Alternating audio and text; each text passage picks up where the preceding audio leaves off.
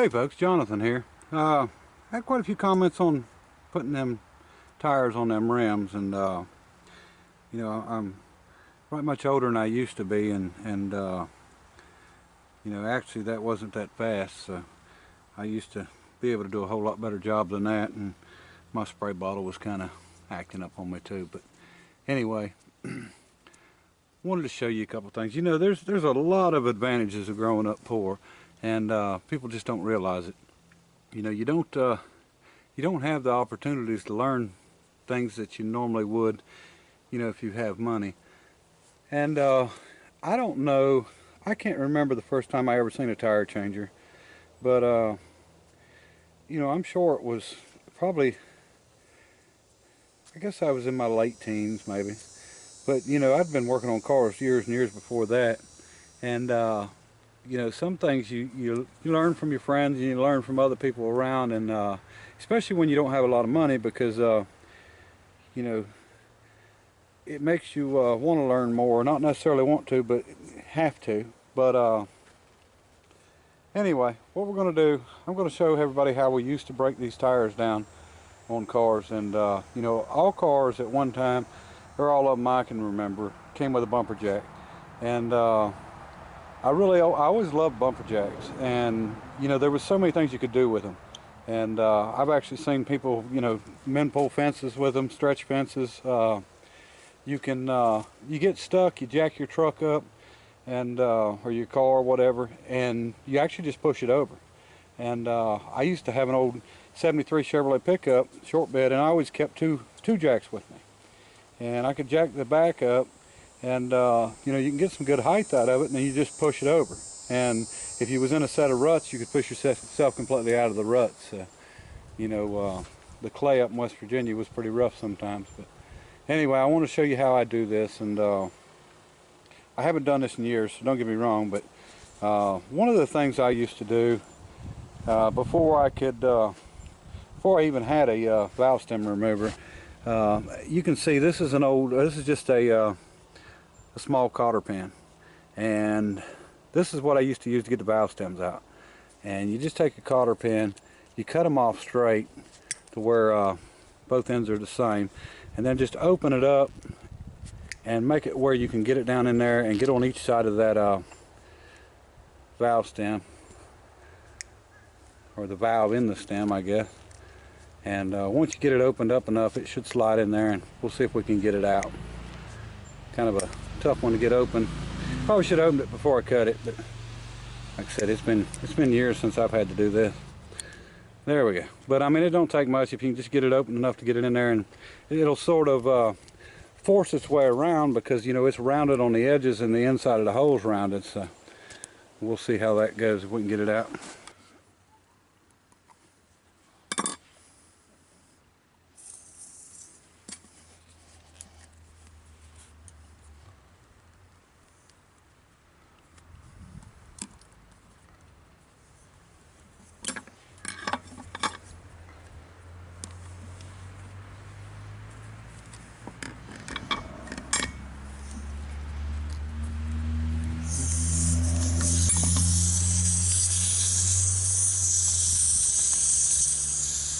Yeah, she's in there pretty tight.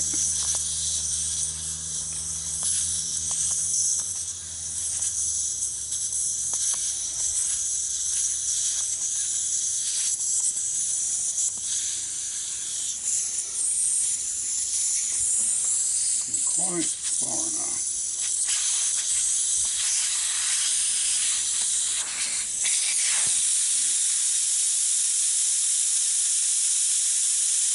You can see how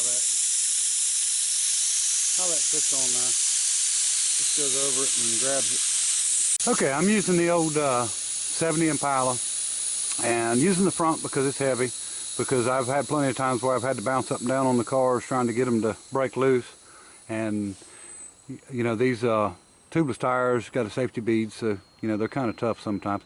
Now a lot of these jacks was actually rounded on the backside, and especially the ones, you know, in the mid to late 70s. But that one there is flat, but I mean, it really don't matter. We probably should have a hammer here to beat it back, but we're going to try it without and just see what happens. All right. One thing you want to do is put a board under the rim on this side of the rim, and that keeps it from sinking down in the ground. We never had any concrete to work on. So another thing too, when you do this, you need to stand 1 foot on the tire, on the outside of the tire right here, and keep your left hand on the top of the jack all the time, because if any reason that jack flies out, the last thing you want is to hit you in the face. And as long as you've got a hand on it and got it snug, if it comes out, at least you have some control over it. But we'll see what we can do.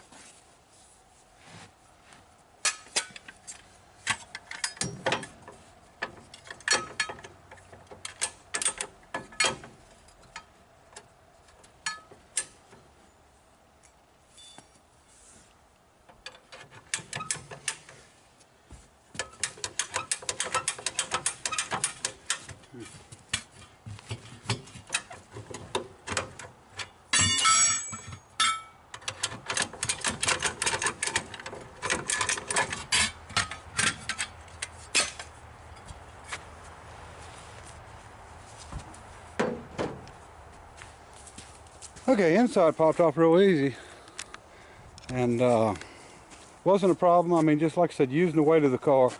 Now, probably the worst thing about changing tires this way is we didn't have an air compressor. So we had a hand pump. We used it for years and years, but later on they finally came up with a foot pump. I don't know if everybody remembers them or not, but had a gauge on them and a hose that looked like a Scottish skirt or something. And the foot pump sure made it nice. And anyway, on a rim also you got to watch the inner bead here is this is much wider than this one. So you want to take this particular one off from the front side. You always want to look at that and make sure.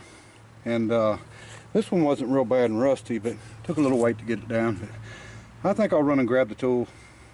Or well, we didn't have tools either, so I got an old pry bar. So use the tire tool that we have and then an old pry bar. And it's always nice to have a hammer around. But I'm gonna go grab a couple things and I'll show you how to pop this thing off real quick. Okay, let's see if we can pop this thing off there.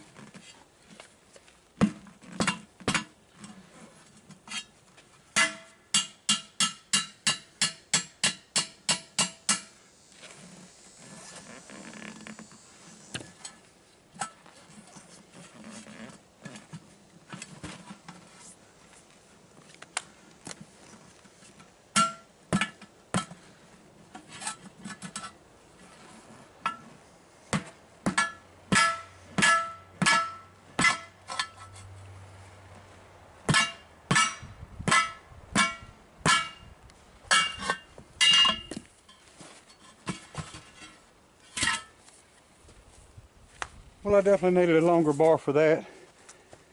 And if you really want to get it off quick, put some kind of something on it to lube it. Makes it a lot quicker. Okay, and the lube that I was using yesterday, to let you know, was just an old bottle of Armor All that I found in a junk car. Armor All works really good. I wouldn't actually go buy some to do it with, but I mean, we've used everything from pig lard to bacon grease. I mean, it don't really matter as long as you've got something on there to lube it. Straight water would actually work as long as you can keep it wet, but if you get some water and add some soap to it, dishwashing liquid, something like that, and you know, the slicker the better, but you know, you can do it without it, but it's just a little bit more of a pain in the butt, as you can see.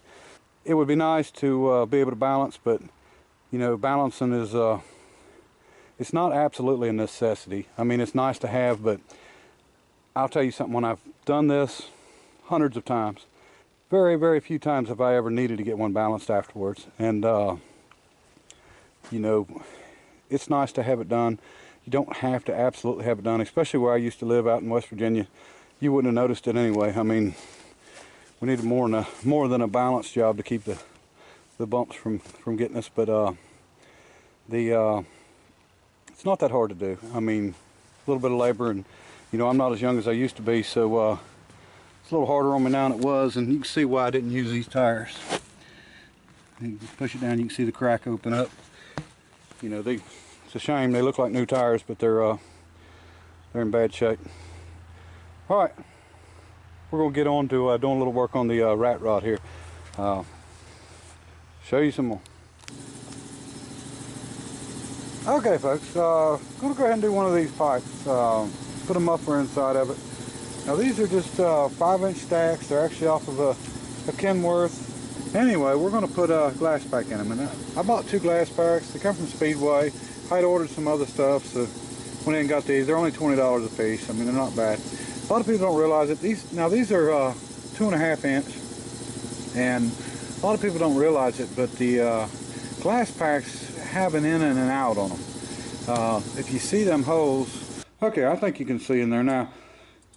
You can see they're sort of like a louver around them, but they're actually punched and then bent out, and that is what catches the noise and suppresses it when the air goes in, when your exhaust goes in. But what I'm going to do is I'm going to flip it over and I'll show you the other side.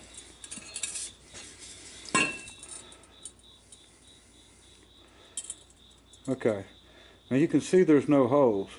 This is actually the smooth side of it. So if you put it on with this facing you know, your engine or coming out into there, it's going to be a lot louder than if you go the other way with it. So we want to make sure we put them on right, because we're going to try to quieten it down quite a bit. And these things was in a box too that got wet, so I'm dealing with everything being surface rust and stuff on all these new parts. And I need to build me a little box out there with a top on it and put a big sign on it that says UPS and FedEx to drop off in that box. But anyway, so we'll work with it, but I'm going to cut some rings out. I'll show you, and I'll do it and show you as we go. Okay, folks, we're back at the nibbler. I think most of you all had seen this. This is just an old 1950s machine, early 50s, that actually will nibble. It'll nibble up to 1/4 inch, and this is just a little bit under 1/8 of an inch. So it's pretty heavy stuff, but it's not, you know, I wouldn't consider it sheet metal. It's pretty, you know, thick. But what I did is I got 4 old plates that I just cut out real quick on the bandsaw, and we're going to take and I've got this set up at 2 7/8 from the edge of the actual cutter, which is just a little punch, to the center. And when we do this in a circle, we should end up with 5 3/4. And if we've done our math right, and then we'll put you right here on the circle attachment. I can get you here and see if this thing works. If so, we'll do the other 3, and we'll be ready to go with our inside circle. You always got to do the outside circle on this first, because of course if you do the inside first, then you got nothing to hold it with. So we'll give it a try.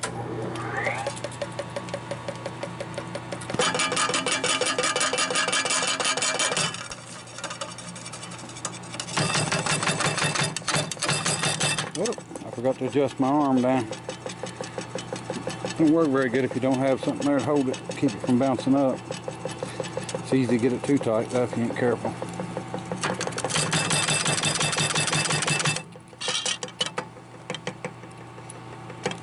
Oh, jumped out of gear.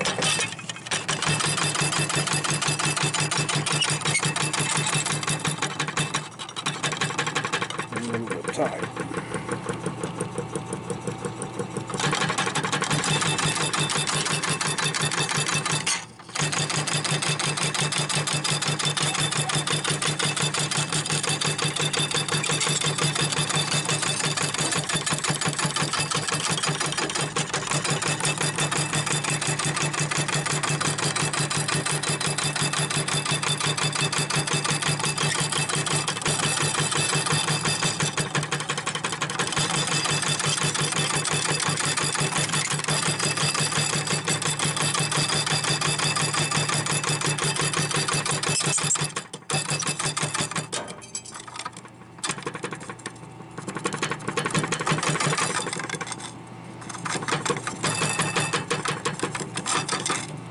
Alright, there's one circle.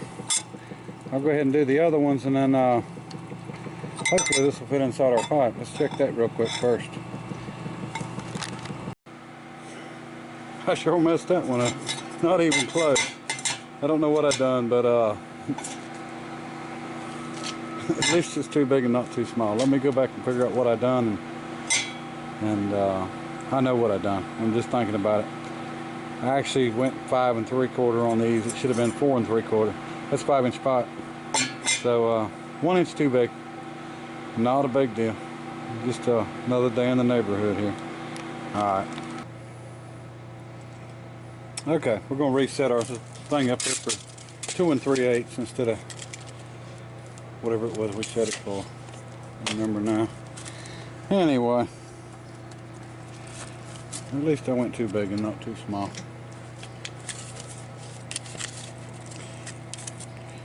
Yeah, it's 2 7/8 now. I gotta go to 2 3/8. That's 50,000. I mean 500 thousandths less. That's ½ inch less. So that gives a full inch less on each side, or in the full circle. Let's see. Pretty easy to mess up, I guess. Maybe a little easier for me than other folks, but it happens. Alright. Alright.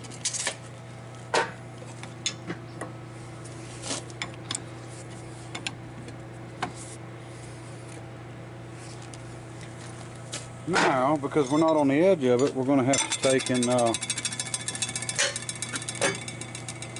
drill a hole. And what I'll do is I'll come down, scratch it,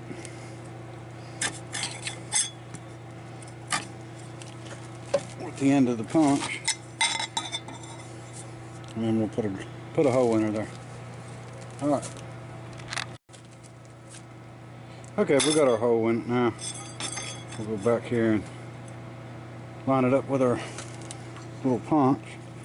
Lower this back down.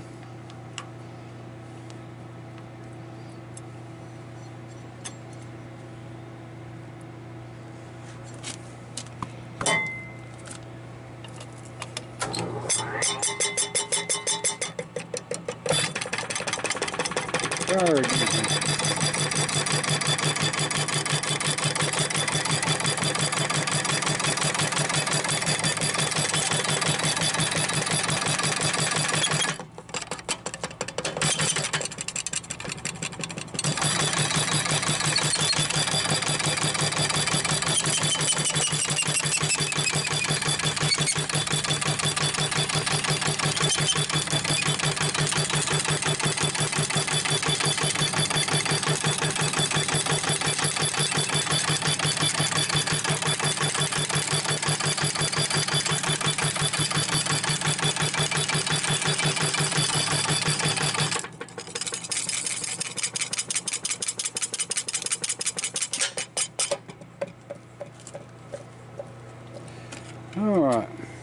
think we've done a little better job that time.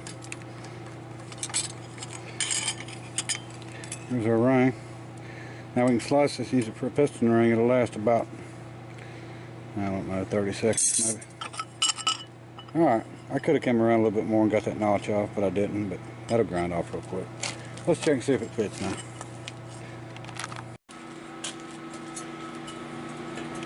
Okay, that's much better. Much better. We'll just get our little lip off there, and I think it'll go right on in there. Okay, now that we've done that, we can go ahead and get the other 4 of them done, or other 3 of them done, and then we'll cut our inside hole and we'll start getting them on the muffler or the mufflers, and then we'll be able to finish this up, do some welding on it. All right, show you more. Okay, folks, as you can see, I've got our ring welded on there, and I'll show you what the other ones look like here. Just had to do a little bit of cleanup on them.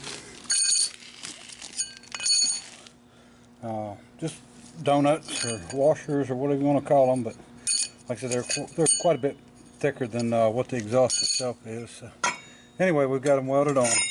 Put them right on the ends, clean the paint off, or we'll get a good weld on it. And what's going to happen? We're going to actually slide this down in our pipe, and we're going to do it the right way so it actually quietens it down some. And these slide in good, good and tight. Pretty tight enough. And I'm going to slide it down in about probably maybe 2 inches past the end here, and then that'll give us room to, to weld our other pipe on and everything. But what I'm going to do, I'm going to lay this all down. So what we're going to do is figure out exactly where we want to put it here. Let's just, say 2 inches anyway. We're going to measure down to here, and this is actually going to be the passenger side pipe. And the reason I'm doing that is the other pipe has a dent on the bottom of it, and I want it to go down so you can't see it, and just a little dent, not bad. But so this is going to be passenger side. This will be the bottom of it. So I'm going to actually cut a slice with the chop saw, and it's not going to be, it's going to be on bottom, but it's not, it's not going to be all the way around or anything. We're just going to cut a slice in it, pretty good size, and then when we put this pipe in, make sure this lines up with the slice, and then I'll run a bead of weld all the way around it, and that'll hold this in and keep anything from vibrating or shaking. And we're not worried about it sealing on this end because, we're going to have it welded up on this end all the way around from the inside, so we don't have to worry about it leaking past it. And so we're just building it into, basically an insert for the muffler. But I'm going to go ahead and slice that, get our measurement right, and I'll get it welded up, and then I'll show you what it looks like. Okay, folks, we've got it sliced, and this is, like I said, going to be on the bottom and the inside where you can't see it. You can see our piece in there with our little teeth on it there, and then you can see up in here about 2 inches up in. And I'll probably slide it back out and clean that up some in there so we can get a good weld, but we'll go ahead and get that done. Okay, folks, there's our slice welded up and ready to go. When you're welding something like this, you can penetrate between them, but you can always, you can also weld down on the piece inside and get it to actually penetrate and really, get a good weld. And that's what I done. That way the whole thing would be welded up good. That's not going to ever come loose or shouldn't. And we got our end welded in there, and I think we're going to adapt this somehow from 5 to 4, but I mean, you can get them big stainless straps to put around it if somebody wanted to try to hide that, where, I welded it that hot. But, this is rat rod, so it really don't matter. But like I said, this is the passenger side, and we'll get the driver's side finished up, and then be one less thing. All right, got 2 toes to run and do, so I appreciate everybody watching. And Labor Day, I figured it'd be kind of slow today, but been pretty busy, so got to run and tow 2 more at least. But appreciate everybody watching. Till next time, bye.